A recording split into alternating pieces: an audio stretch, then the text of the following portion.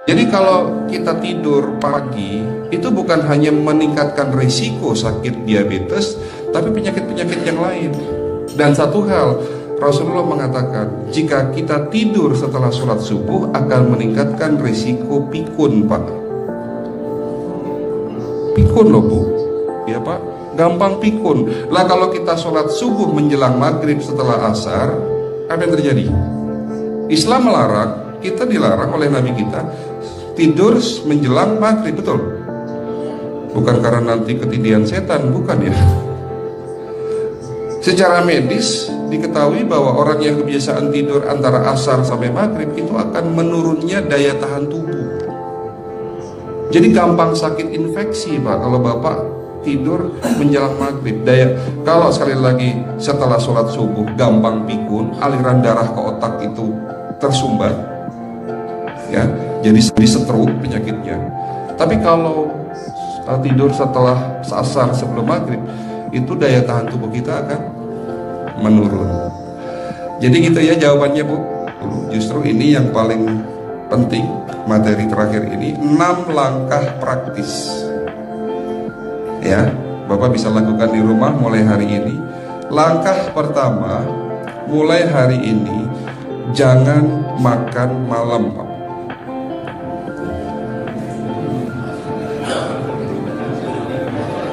Ya,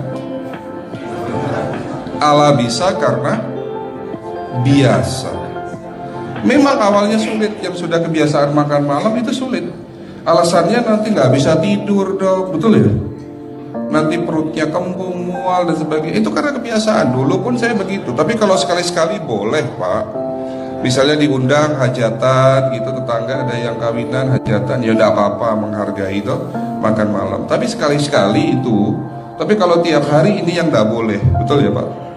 Jangan makan berlebihan dan jangan makan malam. Makan sate boleh nggak, Pak?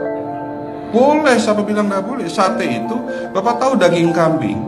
Daging kambing, daging domba adalah makanan sehat, tidak berkolesterol. Yang kolesterol itu lemaknya, Pak. Tapi kalau Bapak makan daging murni, dagingnya top, ya sehat, Pak. Yang nggak boleh itu santannya. Jadi makan gulai itu jangan, kalau gulai sate aja udah, ya, ataupun dibuat apalah, dibuat empal, ya. Oke, itu yang pertama. Yang kedua, tolong catat, jangan tidur larut malam, Pak. Batasan tidur jam berapa, Pak?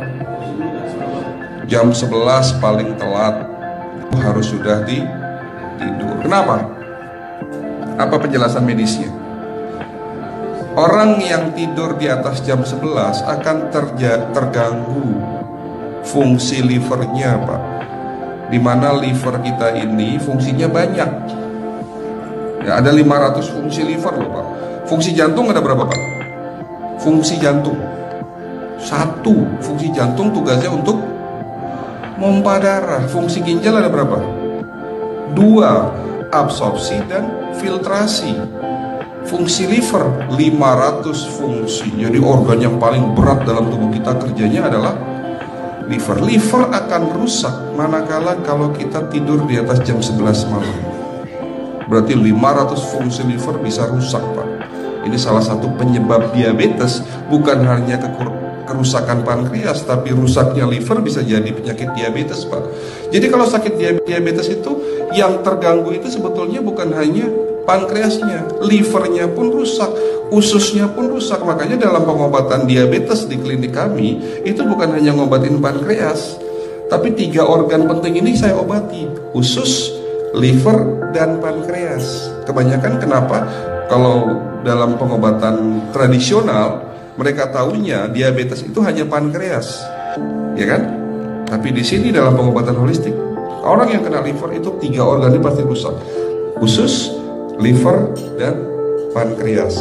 Salah satu penyebab dari kerusakan liver akibat kebiasaan tidur larut malam. Jadi salah satu penyebab diabetes pun bisa karena tidur larut malam. Ya, batasan tidur jam berapa? Sekali lagi, jam 11 harus sudah tidur pulas. Jadi jam 10, setengah 11 paling lambat kita harus tidur pulas. Nanti setelah jam 1 boleh bangun. Yang penting jam 11 sampai jam 1 ini harus tidur pulas. Jadi kalau Bapak mau sholat tahajud jam 2, setengah 3 ya monggo. Ya. Oke, itu yang kedua. Yang ketiga, air putih Pak dijaga 2 liter sehari. Bagaimana cara minumnya yang baik? Rasulullah sudah ngajarin kita ada 6 sunnah. Harus duduk, pakai tangan kanan, seteguk demi seteguk, membaca basmalah di saat minum, diakhiri dengan alhamdulillah, kan begitu. Ya, pagi hari minum 1 gelas, bangun tidur sebelum sholat subuh.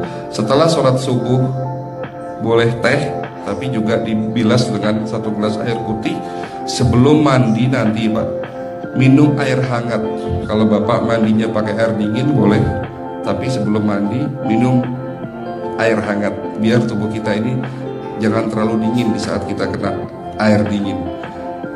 Sampai maghrib pastikan 2 liter sudah masuk dalam tubuh kita. Malam mau tidur, tolong perhatikan Ibu ya, malam mau tidur jangan banyak-banyak minum. Nggak boleh minum malam itu segelas sampai 2 gelas mau tidur. Cukup seteguk 2 teguk saja. Karena kalau sampai kita minum mau tidur 1 gelas besar, ginjalnya malah rusak Pak. Ya. Oke, itu yang ketiga. Yang keempat, puasa. Lakukan puasa secara rutin, insya Allah kita sehat. Nah, untuk penjelasan atau materi puasa nanti bisa hubungin staf saya.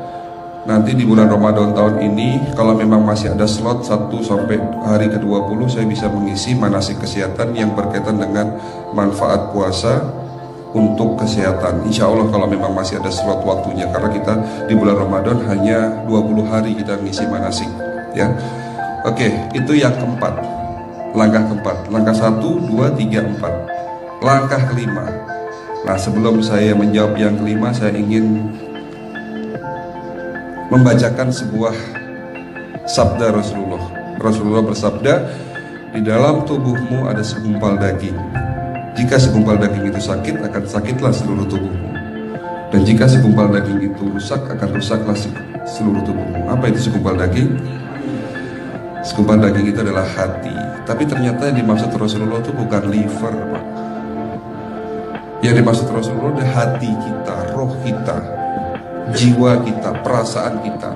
Kalau hati kita rusak, kita banyak penyakit hati, iri, dengki, sombong, takabur dan sebagainya. Penyakit fisik akan muncul dalam tubuh kita. Ya, tidak ada orang stres itu sehat, betul enggak Pak? Tidak ada orang yang suka marah-marah itu sehat, betul enggak? Bahkan Rasulullah mengajar senyum adalah ibadah. Senangkan orang lain, permudah urusan orang lain, insya Allah kita sehat. Ya, jadi itu langkah ke-5. Langkah 1 sampai langkah ke-5 sifatnya individual. Bapak bisa lakukan sendiri di rumah. Tapi langkah ke-6 ini butuh bantuan pihak dokter atau rumah sakit. Kira-kira langkah ke-6 apa Pak? Lakukan pemeriksaan sebelum sakit. Jadi periksa itu jangan nunggu sakit baru periksa. Jangan seperti kayak Bu Ustazah tadi, diajak periksa, jawabannya takut ketahuan penyakitnya. Setelah stroke baru datang ke klinik untuk minta diperiksa. Kalau sudah stroke susah nggak nyembuhinnya Pak? Kata kayak beliau nih, sudah 2 tahun tidak sembuh-sembuh karena sudah terlanjur stroke. Tapi kalau beliau melakukan general check up, mohon maaf ya Pak, kalau beliau melakukan general check up rutin, insya Allah tidak akan kena stroke, karena sebelum stroke sudah diobati dulu. Karena stroke ini bisa kita lihat dalam scanning dengan alat yang saya punya, insya Allah kelihatan ini. Oh ini sudah mulai ada tanda-tanda mau penyumbatan, buru-buru diobati. Memang takut Pak, tapi pesan saya jangan takut. Ya, lakukan pemeriksaan supaya kita tahu, supaya kita kenal. Gitu ya Pak. Jadi kira-kira di jemaah ini ada enggak yang mau saya ajak periksa kita semua? Pesan terakhir dari saya, lakukan pemeriksaan sebelum terlambat. Ini pesan saya dan pesan seluruh dokter di dunia sebetulnya. Lakukan pemeriksaan sebelum terlambat. Ya, karena dengan kita melakukan pemeriksaan kita akan kenal tubuh kita. Kalau sudah kenal kita akan sayang sama tubuh kita. Betul Pak? Ada pepatah mengatakan tidak kenal tidak sayang. Cukup sekian dari saya. Mohon maaf kalau penyampaian kami kurang baik. Akhirul kalam, wabillahi taufiq wal hidayah. Wassalamualaikum warahmatullahi wabarakatuh.